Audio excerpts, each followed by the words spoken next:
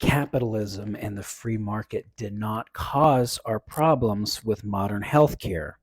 There is no free market. We do not live in a capitalist economy. We live in a corporatist economy. We live in an oligarchical economy where tax breaks, overregulation, and a chronic funneling of money from the taxpayers to the preferred sector or industry is the system we live under. If you wanted to start an insurance company to compete with Medicare to offer seniors better care for less money, how do you think that would go? Do you think you'd have an easy time doing that or a hard time doing that?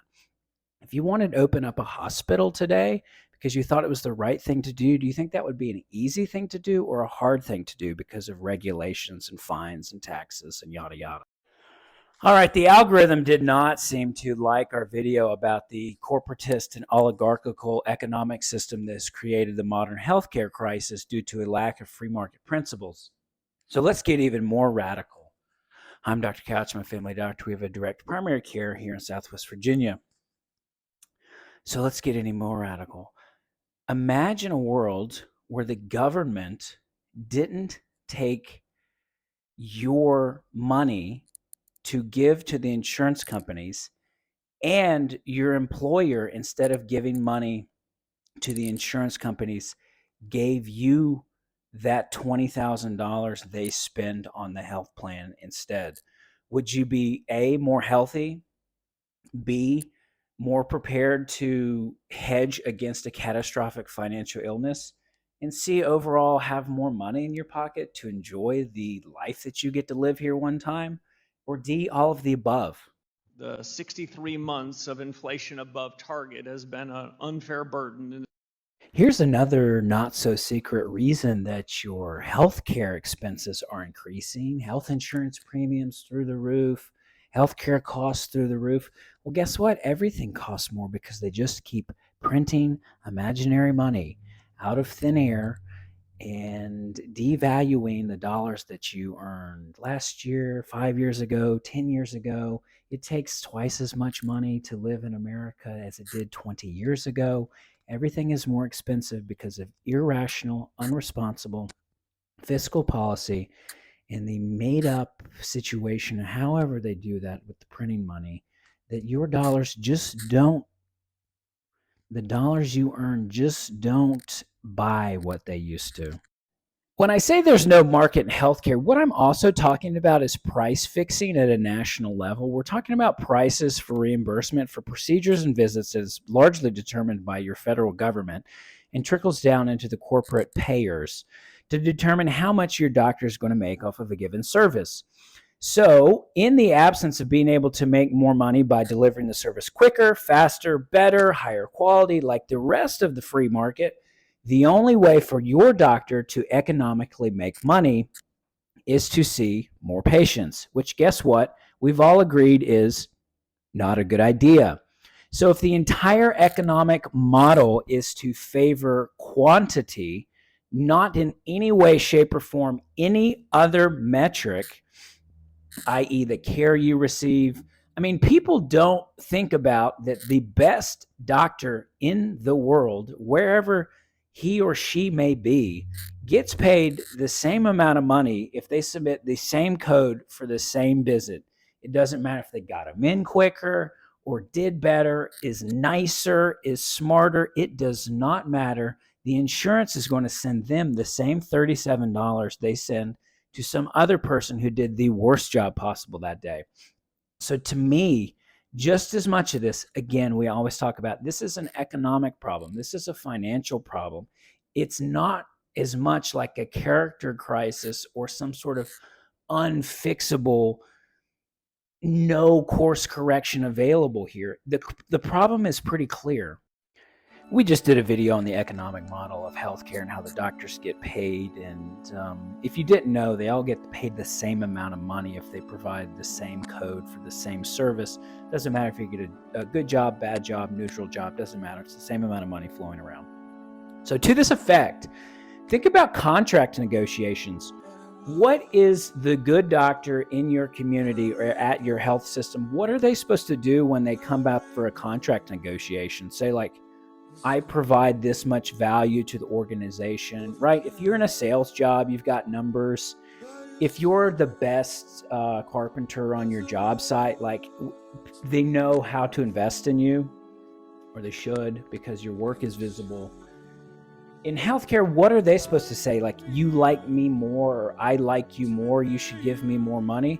No, no, no, no. Where's the value to the organization? The value to the organization is established in your number of visits. That's it, plain and simple. So why would they pay you more money because you do a good job, or because they like you, or you serve your community? Why on paper does it make sense that they would pay that person more money?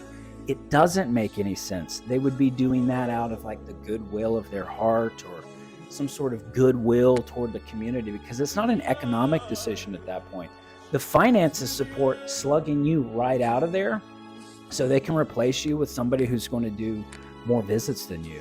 And it doesn't matter if they're good, bad, or if they have more training or less training, or more credentials or less credentials. The economic decision there is to totally replace you with somebody who just does more volume. What is there to negotiate in that contract negotiation? That's why the doctors leave. That's why they go. They work in for a different company or a different place, or work-life balance, or whatever the promise is, because the economic incentive is not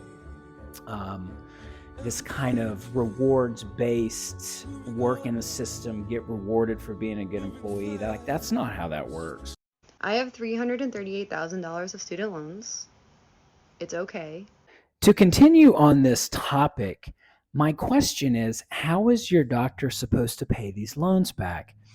There's not an opportunity to start a business and get paid more in the insurance-based setting. There's not an opportunity to be the best and the brightest and get rewarded financially for doing so. You may be more employable, but you're going to get reimbursed the same rate by the insurance company. So whether she's a visit-based doctor or procedure/surgical-based physician, the only way to pay this back is by quantity. There's not a quality thing. There's not a I'm a better person than my I should get more. Like, it is just a quantity. So if you're wondering why everything is so sterile and it's just churn and burn and it's just numbers, this is why.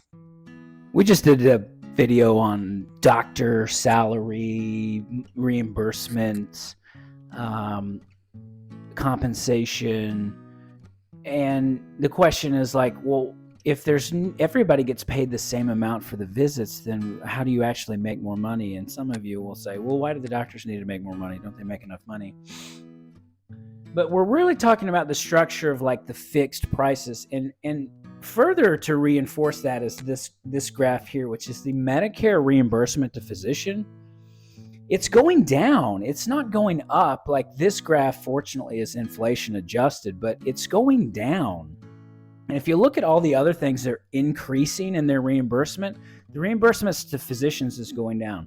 So not only is their only way to make money is to show up and do the same service, not as good as anybody else, over and over and over again at large volume for a large corporation, but even the insurance company is sending them less money than they used to do for the same exact thing.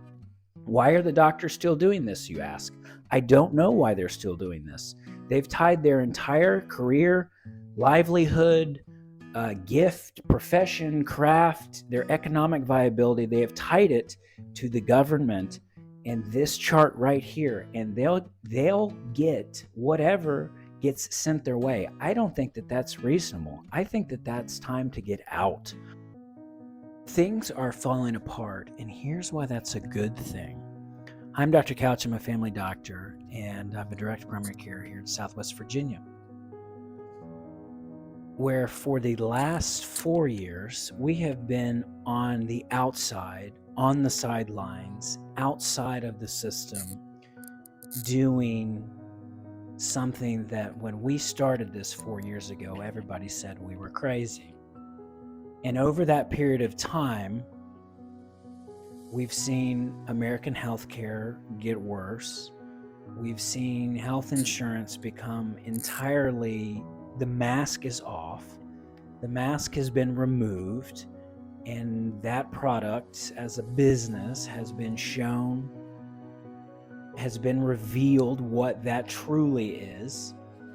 And what's awesome, and why I say things are falling apart and that's a good thing, is people have been forced to reassess and to reconcile their core beliefs and how they want to intentionally live their lives, spend their money, take care of their bodies so they can take care of the people that they love and the things that they love and this world that they want to give back to.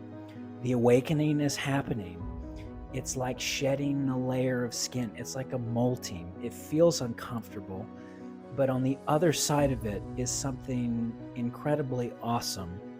And I think everything, if I had a guess, I just think everything's aligning for a beautiful reset to people realize that the important things here on this earth is our connection with each other and our neighbors, and all the things that used to provide us with a sense of comfort have been revealed to be hindrances and shiny fixed idols on the that are distractions from those things. So let me know what you think.